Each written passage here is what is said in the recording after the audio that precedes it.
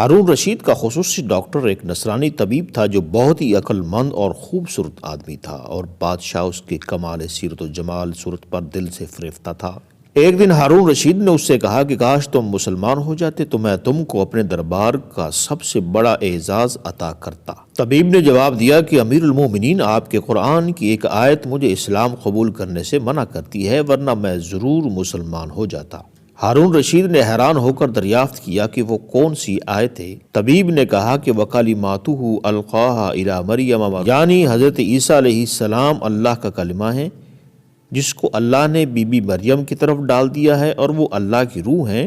اس میں روح منہ کا لفظ آیا ہے اور یہ من تبعیض کے لیے ہے، جس کا حاصل یہ ہوا کہ حضرت عیسیٰ علیہ السلام خدا کا جز اور اس کا ایک ٹکڑا ہے۔ طبیب کی یہ تقریر سن کر ہارون رشید کو بڑا رنج و صدمہ ہوا۔ اس نے اپنے دربار کے سب علماء کو طلب کیا تاکہ طبیب کے اس شبہ کا ازالہ کریں، مگر درباری علماء اس کا جواب دینے سے قاصر رہے۔ ہارون رشید رنج و قلق سے بے قرار ہو گیا۔ اتنے میں پتہ چلا کہ مفسر علی بن الحسین مروزی حج سے واپس ہوتے ہوئے بغداد میں ٹھہرے ہوئے ہیں۔ ہارون رشید نے فوراً ہی انہیں بھی دربار میں بلایا۔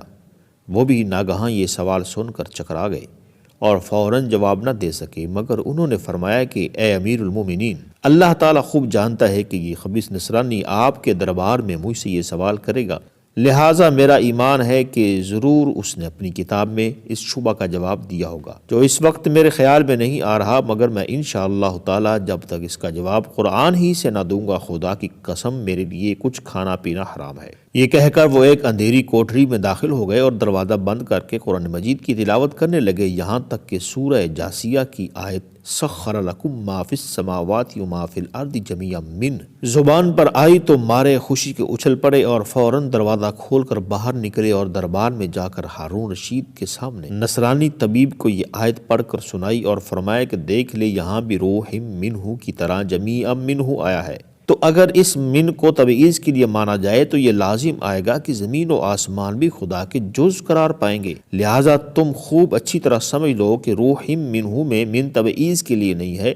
اور حضرت عیسیٰ علیہ السلام ہرگز خدا کے جز نہیں ہے، بلکہ وہ زمین و آسمان کی طرح خدا کی مخلوق ہیں۔ علی بن الحسین کی یہ نورانی تقریر سن کر نصرانی طبیب کا سینہ کھل گیا اور اس کا شبہ رفع ہو گیا، اور وہ اسی مجلس میں کلمہ پڑھ کر مشرف با اسلام ہو گیا۔ ہارون رشید کو اس قدر خوشی ہوئی کہ اس نے علی بن الحسین مروزی کو بڑے گراں قدر انعام و کرام سے مالا مال کر دیا۔ علی بن الحسین مروزی نے اپنے وطن پہنچ کر نہایت ہی عرق ریزی اور محنت کے ساتھ اس موضوع پر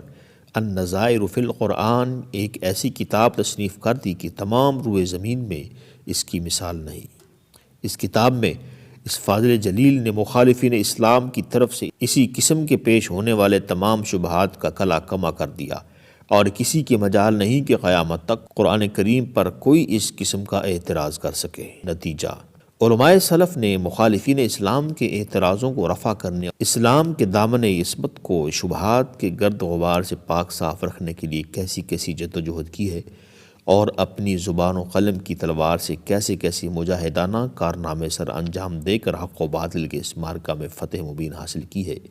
کاش زمانہ حال کے علماء اس سے سبق حاصل کرتے اور ان مقدس روحوں کی خدمات جلیلہ کی قدر کر کے ان کے انمول شاہکاروں کو زندہ رکھتے، مگر افسوس کہ آج کل کے سیاسی مولویوں کا تو یہ حال ہے کہ خود بدلتے نہیں، قرآن کو بدل دیتے ہیں۔ ہوئے کس درجہ فقیہان حرم بے توفیق۔